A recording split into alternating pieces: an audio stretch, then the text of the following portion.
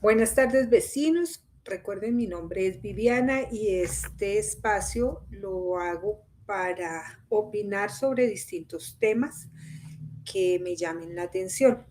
Hoy quiero opinar sobre un tema que me entristece, la verdad.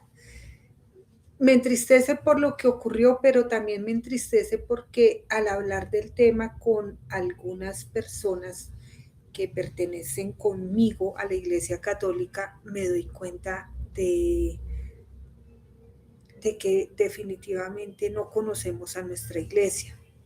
He percibido bastante preocupación, angustia con las personas tal vez de la parroquia donde pertenezco, personas que profesan mi misma fe, con las cuales tengo algún trato cercano o alguna conversación regular, y están muy asustadas y asustados por lo que ocurrió hoy, que se llama el cisma de los hermanos lefebristas. Ellos también, la comunidad de ellos se llama Fraternidad de San Pío X. Y, y, y por qué obviamente la situación me preocupa, pero me preocupa más el desconocimiento de nosotros como católicos, porque es que no es el primer cisma que ocurre en la iglesia. De hecho, ellos mismos habían sido protagonistas años anteriores de un cisma menor, porque en la iglesia han habido dos tipos de cismas mayores, que el primero, el más grande de todos, ocurrió en 1054, que se llamó el cisma de Oriente y de Occidente, donde se separó la iglesia católica occidental regida desde Roma y la iglesia católica ortodoxa regida desde Oriente. Acuérdense que eso fue un cisma, nosotros lo sabemos, pero como católicos es que no conocemos nuestra historia verdaderamente. Miren, después de ese cisma hubo otras rupturas dentro de la iglesia. Eh, Acuérdense, en 1378 hubo un cisma que se llamó el cisma de Occidente, y ese cisma consistió en que cuando nuestros papas hubo una época en la que gobernaban desde Francia en Aviñón, cuando, ay Dios mío, el Papa Urbano VI, si no estoy mal, decide volver a Roma, también aconsejado por una santa muy grande que deberíamos conocer todos, Santa Catalina de Siena. Él decide volver a Roma, entonces los franceses dijeron, no, pues no, si no está en Aviñón, pues no lo reconocemos. Ese cisma dio ocasión a que en un momento dado hubieran tres papas, no uno, no dos, tres. Uno gobernaba desde Pisa, el otro gobernaba desde Roma y el otro gobernaba desde el propio Aviñón. Eh, ese cisma, eso duró hasta 1417, como que todos hubo un punto donde dijeron, no, espere, tapo, remacho, no juego más, vamos a poner esto en orden.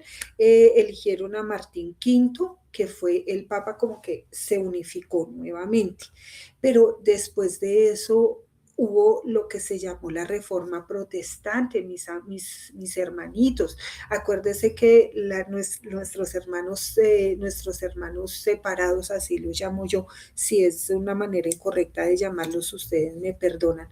eh, Fue una ruptura de sacerdotes, porque eran sacerdotes los que vieron errores y equivocaciones en la iglesia, pero en lugar de reconstruirla y de de arreglarla y de poner su esfuerzo desde adentro, dijeron, no, ¿saben qué? Vamos, tapo, remacho, no juego más, llegamos hasta acá, ellos, los pecadores, que sigan para allá, y nosotros que somos los buenos y los correctos, entonces venimos para acá, y eso dio como resultado pues las distintas denominaciones de diferentes iglesias protestantes, llamadas así por eso, porque protestaban contra los errores que habían en la iglesia. Entonces nacieron los luteranos, los calvinistas, los presbiterianos, pero tampoco fue la última. Mis vecinos queridos, en 1534 se dio otra ruptura, y ustedes se acuerdan, o mejor dicho, la ruptura se dio fue en Inglaterra, con el rey de Inglaterra llamado Enrique VIII. Ese cisma se llamó el cisma anglicano.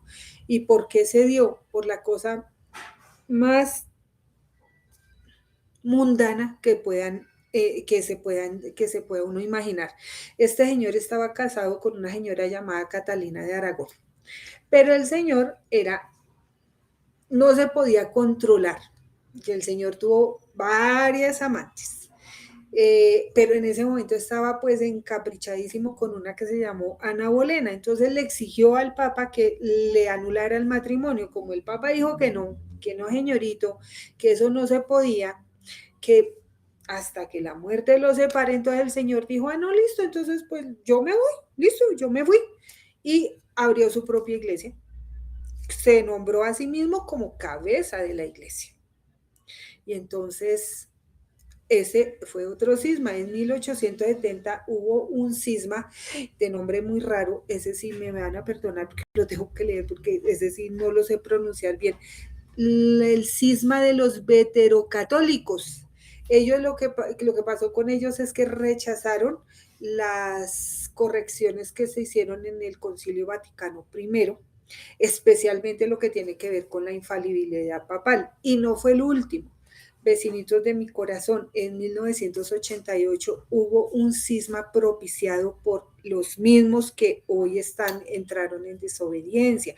Es que no es la primera vez que sucede. En ese momento, Monseñor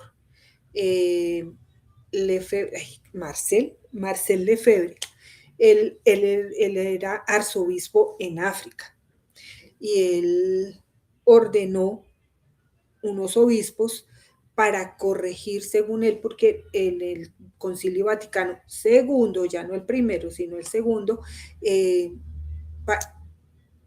palabras mías, para él se modernizó demasiado la iglesia y se perdió lo básico, lo que era verdaderamente importante.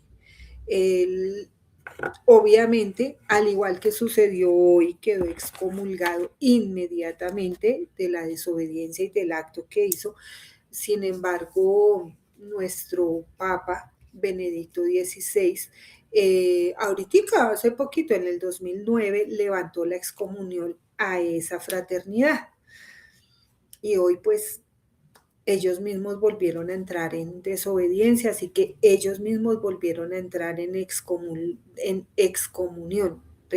Yo tengo algo que decir.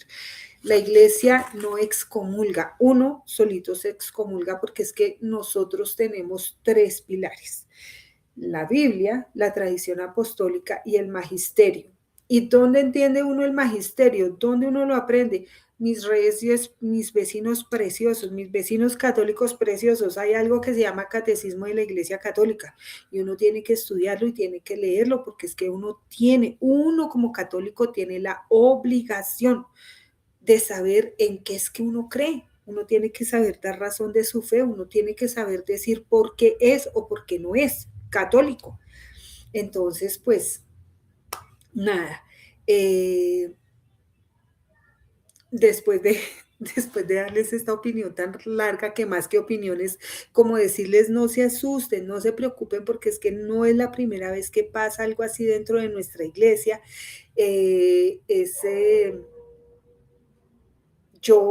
Para mí, yo me guío sobre tres caminos. El primero, oración. Doblemos rodilla, pelemos rodilla por nuestros padres, por nuestros sacerdotes, por cada uno de nuestros presbíteros, diáconos, seminaristas, religiosas, madres superioras, aspirantas, por todos.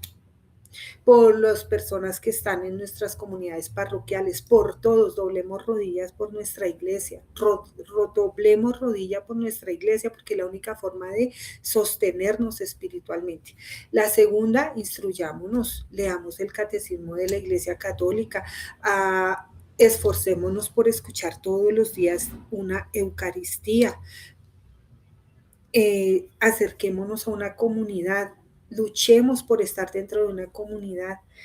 Y la tercera, pues no difundamos cosas en comentarios que no sabemos. No somos nadie para juzgarlos a ellos ni para juzgar a nuestro Papa actual. No somos nadie para juzgar al Papa León XIV por lo que hace o por lo que no hace. Él sabe cuándo, porque es que nosotros no fuimos los que fuimos elegidos para dirigir la iglesia, fue Él, y Dios no se equivoca. Y si Dios lo eligió, es por algo. Entonces, vecinitos, esta fue mi opinión mezclada con un recorderis de historia de nuestra iglesia. Dios les bendiga. Muchas gracias por escucharme. Por favor, like en el video de YouTube y pues como dicen por ahí otros, los leo en los comentarios.